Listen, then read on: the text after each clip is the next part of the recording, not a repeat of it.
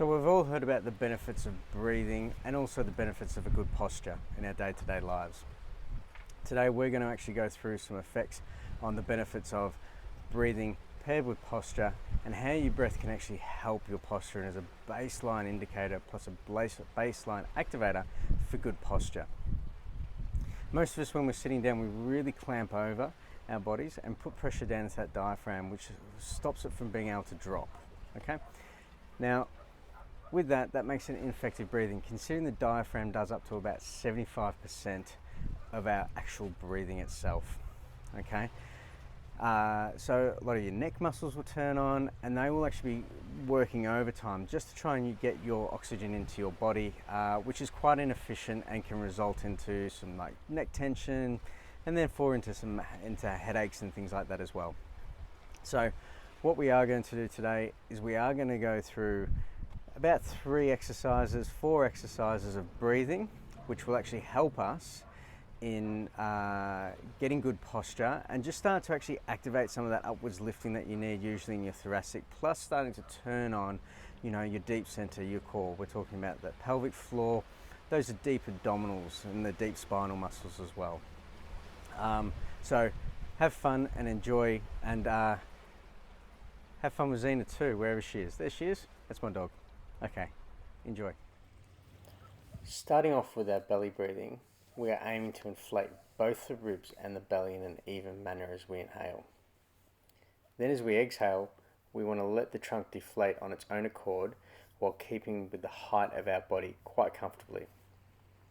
This will not only help with mobilizing and activating our diaphragm, which accounts for around about 75% of our respiratory effort, but it'll also start to mobilize and activate some of those postural muscles that are key to keeping us upright in our thoracic.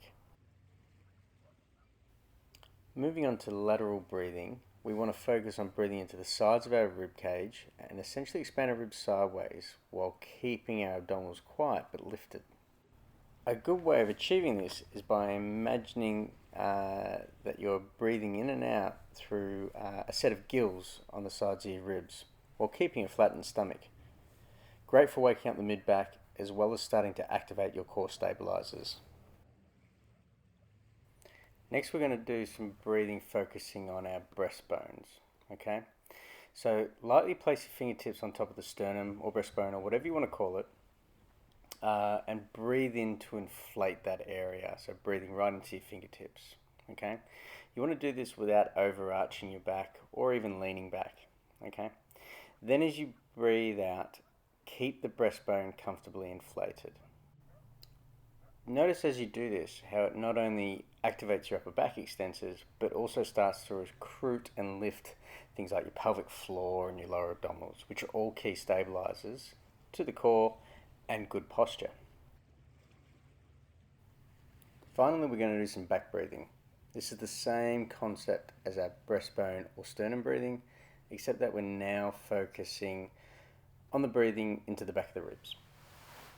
Okay, so notice how the upper back and shoulders start to open up as you inhale, and that the whole upper ring of your trunk stays effortlessly suspended as you exhale. This is another great and simple one to finish off with, especially if you have been sitting at the desk or in the car or pretty much anywhere seated for that matter, and having that all too common tightness around the back and the shoulder blades.